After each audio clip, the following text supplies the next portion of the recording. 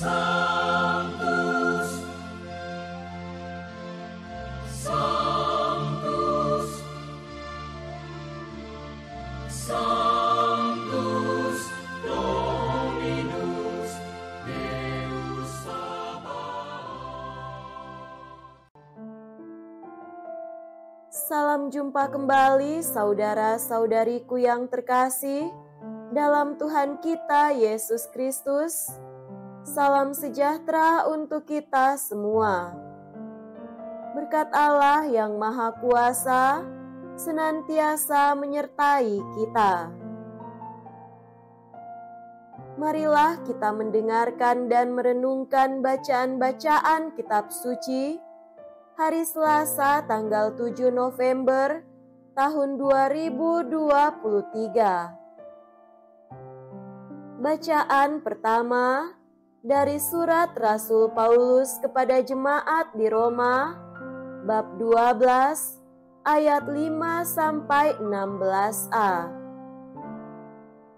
Saudara-saudara, kita ini, walaupun banyak, merupakan satu tubuh dalam Kristus, masing-masing adalah anggota satu sama lain. Demikianlah kita mempunyai karunia yang berlain-lainan menurut kasih karunia yang dianugerahkan kepada kita. Jika karunia itu untuk bernubuat, baiklah kita bernubuat sesuai dengan iman kita. Jika untuk melayani, baiklah kita melayani. Jika untuk mengajar, baiklah kita mengajar. Jika untuk menasihati, baiklah kita menasihati.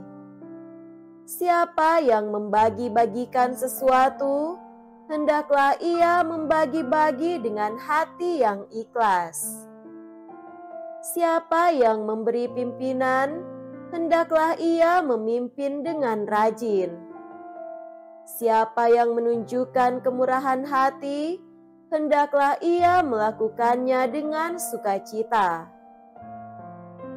Kasihmu janganlah pura-pura. Jauhilah yang jahat dan lakukanlah yang baik. Hendaklah kalian saling menaruh kasih sebagai saudara dan saling mendahului dalam memberi hormat.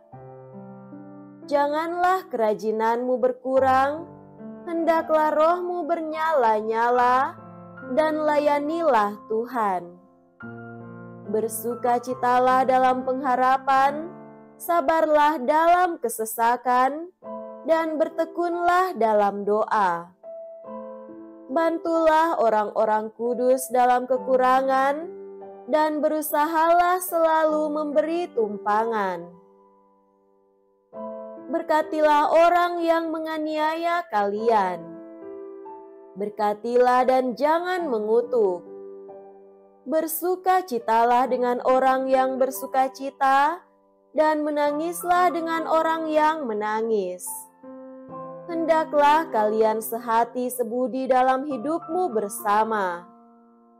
Janganlah kalian memikirkan yang muluk-muluk, tetapi arahkanlah dirimu kepada perkara-perkara yang sederhana. Demikianlah sabda Tuhan. Syukur kepada Allah.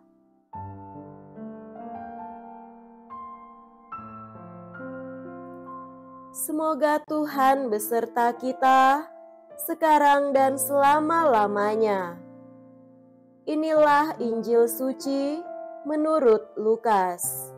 Dimuliakanlah Tuhan. Injil Lukas bab 14 ayat 15-24. Pada waktu itu, Yesus diundang makan oleh seorang Farisi. Sementara perjamuan berlangsung, seorang dari tamu-tamu berkata kepada Yesus, "Berbahagialah orang yang akan dijamu dalam kerajaan Allah." Tetapi Yesus berkata kepadanya, "Ada seorang mengadakan perjamuan besar. Ia mengundang banyak orang. Menjelang perjamuan dimulai, ia menyuruh hambanya mengatakan kepada para undangan, 'Marilah, sebab segala sesuatu sudah siap.' Tetapi mereka semua minta dimaafkan. Yang pertama berkata, 'Aku baru membeli ladang dan harus pergi melihatnya. Aku minta dimaafkan.' Yang lain berkata, 'Aku baru membeli 5 pasang lembu kebiri dan aku harus pergi mencobanya.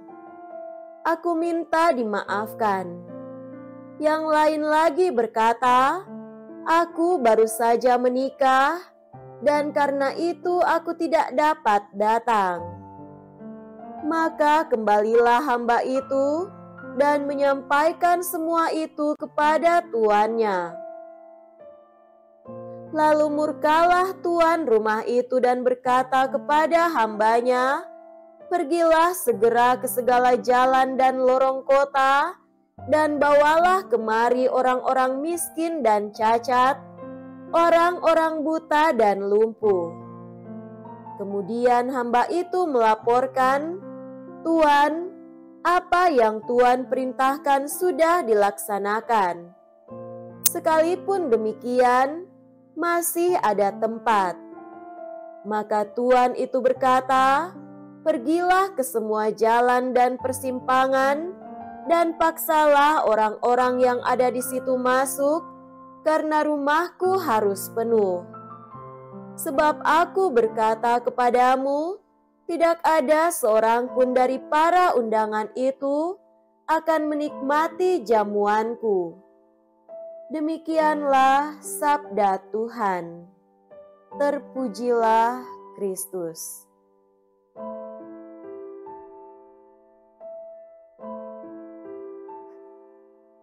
Saudara-saudariku yang terkasih dalam Tuhan kita Yesus Kristus, tema renungan kita pada hari ini adalah semua diundang oleh Tuhan. Sebelum liburan musim panas, ada kebiasaan sekolah-sekolah Katolik di Prancis untuk mengadakan pesta tutup tahun ajaran sekolah. Semua orang tua diundang.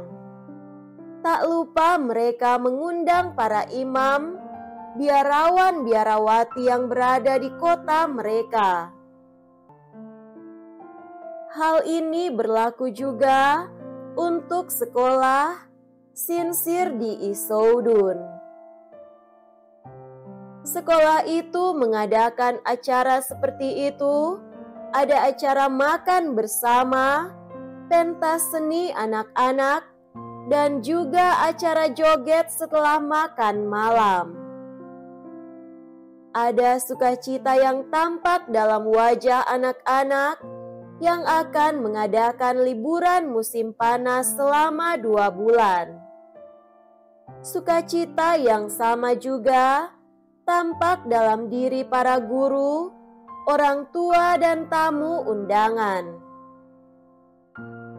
Dalam beberapa kesempatan, Yesus membandingkan kehidupan kekal dengan pernikahan, perjamuan kawin anak domba. Dalam bacaan Injil hari ini, Yesus menggunakan perumpamaan perjamuan besar untuk melambangkan perjamuan kekal dengan kerajaan surga. Allah Bapa sedang mempersiapkan sebuah pesta besar untuk anak-anak terkasihnya, yakni semua manusia. Ketika semuanya sudah siap, Dia memanggil para tamu yang semuanya meremehkan undangan tersebut, mengklaim alasan yang tidak meyakinkan. Tuhan kemudian beralih ke masyarakat yang terabaikan, memimpin mereka semua ke pesta. Yesus selalu berbicara, terutama kepada orang miskin yang ditinggalkan, yang dikucilkan, dan yang sakit. Perumpamaan ini menunjukkan kepada kita bahwa yang terakhir akan menjadi yang pertama dalam kerajaan surga, di mana mereka akan dihibur karena kesedihan mereka. Karena masih ada ruang untuk pesta, pelayan diperintahkan untuk membawa masuk semua pendatang pertama, jika perlu dengan paksa. Itu adalah tanda belas kasih Bapa yang hanya mencari untuk menyelamatkan dan ingin menyatukan kembali semua manusia di dalam kerajaannya. Saudara-saudariku yang terkasih, untuk hidup dalam kepenuhan, tidak cukup membiarkan diri terbawa arus rutinitas sehari-hari. Terkadang kita perlu terlibat dalam pikiran yang bebas dan dipertimbangkan. Jika seorang ayah ingin dekat dengan anak-anaknya, dia akan menyerahkan 1001 hal baik kepadanya. Demikian pula, jika kita menempatkan Tuhan sebagai pusat kehidupan kita, berarti terus-menerus menyesuaikan kembali prioritas dan aktivitas kita menurut kehendak Tuhan. Bukan penolakan yang merupakan inti dari kehidupan Kristiani, tetapi preferensi. Apakah saya lebih memilih Tuhan? Kadang-kadang dikatakan bahwa Tuhan harus berada di tempat pertama di dalam hidup kita, kemudian hal-hal lain datang seperti pertimbangan. Dengan gambaran ini, kita dapat mengambil resiko untuk mengintegrasikan hal-hal lain ke dalam hubungan kita dengan Tuhan.